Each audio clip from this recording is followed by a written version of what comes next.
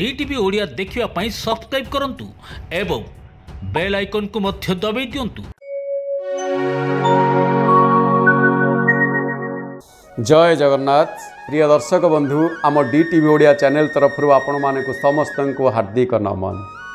दर्शक बंधु, ए संसार रे समस्ते चाहती मु केमिति सुंदर देखा जाए। आ जदि कई कागज वाह कि सुंदर दिशुच म तार मन छाती कुंडे मोट हो जाए।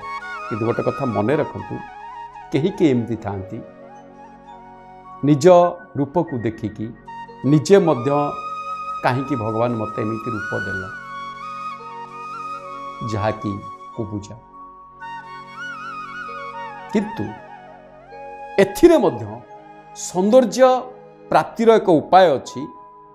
गोटे सुंदर कथा होची, हुए तो बाह्य शरीर कहार असुंदर होते पारे, किंतु जदि मन भीतर असुंदर हो गला ताहा आहुरी कष्टगत व्यापार।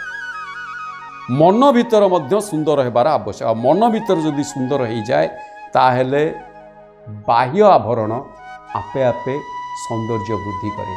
एथिपाई गोटे सुंदर मंत्र मन रखंतु, मनर सौंदर्य एवं शरीरर सौंदर्य, सुख प्राप्ति, सफलतार पराकाष्ठा, एमिति की श्री वृद्धि, ये समस्त किछि एई मंत्र रे मिली थांती।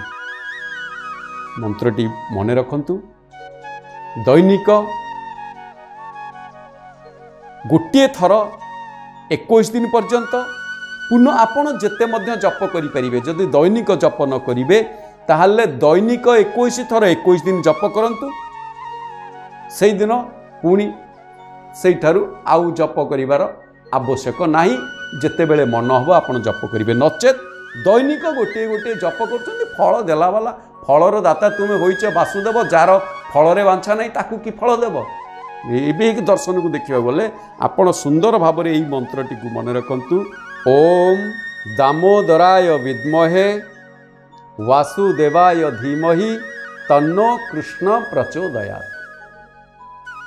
यही मंत्रटी को जी जप कर कृष्ण को आशीर्वाद जो माने पाई गोपी गोपालुणी भली तार समस्त परिवेश से भली ही से आपे आपे सौंदर्य वृद्धि पाई, तार श्री वृद्धि सहित सौंदर्य वृद्धि मध्य प्रकाश पाई।